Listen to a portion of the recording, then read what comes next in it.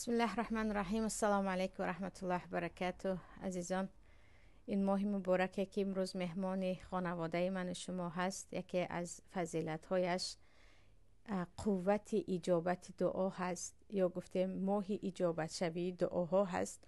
از این خاطر خواستم در این دقایق کوتاه همراهتان درباره اجابت دعا و طرز دعا برای همدیگر در ماه رمضان صحبت داشته باشم. از چی میگویم که این ماهی بجز این که ماه روزه و ماه قیام اللیل و ماه ترابه و ماه ختم قرآن است، ماه دعا هم هست.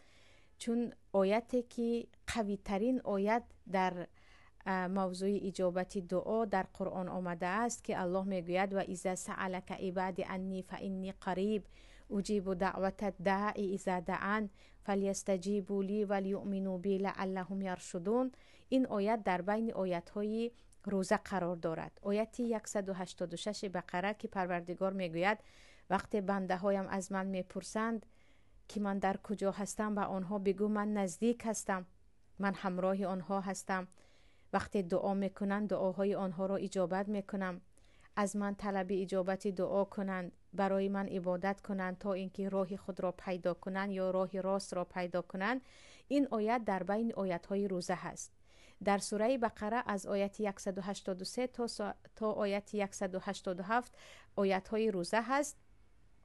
کتب علیکم الصیام کما کتب علی الذین من قبلکم لعلکم تتقون شروع می شود آیت های روزه، و در داخل این آیت ها این آیت اجابت دعا هست. یعنی بیهوده پروردگار آیتی که در آنجا اعلان می کند که وقتی دعا کردید من اجابت می کنم، من همینجا هستم، من نزدیک هستم، بیهوده در بین آیت های روزه آمده است. پس این ماه را همچون ماهی فرصتی دعا و اجابت دعا باید بدانیم.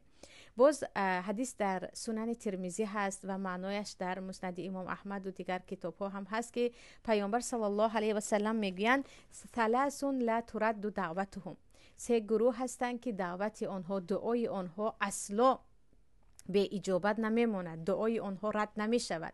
یکم امام العادل، امام های عادل، پادشاه های عادل که چه بسا کم هستند در این دنیای فریبی امروزه من و شما، در این زمان عجیب که نمیدونم با کدام میکروسکوپ میتوانیم یک پادشاهی عادل رو پیدا کنیم. و از اینکه پادشاه بودن و عادل شدن خیلی سنگین است و کرسی ها ویروس های خودش را دارد و زود هر کس که به آن نشست دیگر به ناعادلی یا گفتیم به بی انصافی شروع میکند.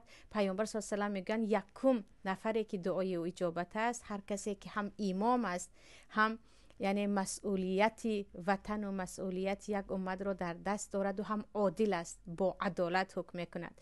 دوم صائم حین یفطر، روزدار هر زمانی که یا در وقت افطارش، در وقت افطار کردن دعاها اجابت است. بعضی از تابعین پیش از خوراک خوردن پروردگار و گناههای مرا بخشگویان دعا میکردند. این فرصت را غنیمت دانید. این یکی از فرصت‌های گم شده است. ما از تشنگی و از گرسنگی همین که اذان شام گفتن زود خوراک میخوریم و دعا را فراموش میکنیم، در حالی که پیامبر گفتن حین یفطر، هنگام افطار کردن دعاها اجابت است، در آنجا دست بردارید و دعا کنید.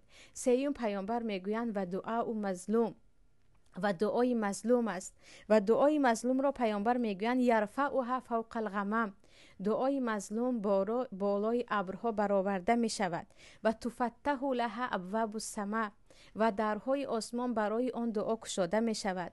و یقول رب العز و جل، و الله عز و جل میگوید و عزتی لانصرنک ولو بعد حین، قسم به عزتم من تو را نصرت میدهم، برای کسی که بالای تو ظلم کرد من تو را غالب میکنم، اگرچه کمی دیر باشد، اگرچه الان نه و کمی دیر باشد. یعنی بعضا با حکمت پروردگار دعای بعضی از مظلومان دیرتر اجابت می شود، ولی الله قسم به عزتش می خورد که هیچ مظلوم دعایش اجابت نشده نمیماند. و اینجا موضوع که موضوعی در رمضان دعا کردن است عزیزان، یکی باز از سنت های گم شده در دعاها این دعا کردن برای همدیگر است. پروردگار در صفت مؤمنان در قرآن میگوید الذین یقولون ربنا اغفر لنا ولاخواننا الذین سبقونا بالایمان ولا تجعل فی قلوبنا غلا للذین آمنوا. مؤمنانی که میگویند پروردگار و گناههای ما را ببخش و گناههای آنهایی که پیش از ما بودند، از مؤمنانی که پیش از ما آمده رفتن، و این چون این پروردگار را در قلب مایان نسبت مؤمنان هیچ بدبینی، هیچ یک خراش نگذار. یعنی این گونه باید دعا کرد. این ماه رمضان که ماه اجابت دعا هست و فرصت دعا هست، نباید برای همدیگر بخیلی کنیم، علل خصوص برای امت اسلام، این امت پراکنده و این امتی که دیگر عزتش را از دست داده است، و این چونین درباره هموطنان خود، درباره ملت خود، درباره تاجیکان خود هم دعا را فراموش نکنیم. شاید در دعا هم دیگر را فراموش کردیم که در حیات هم دیگر را فراموش کرده ایستاده.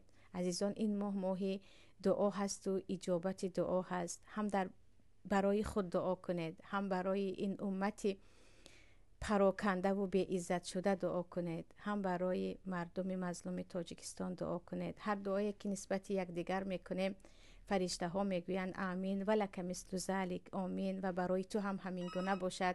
اصلا در دعا هم دیگر را فراموش نکنید.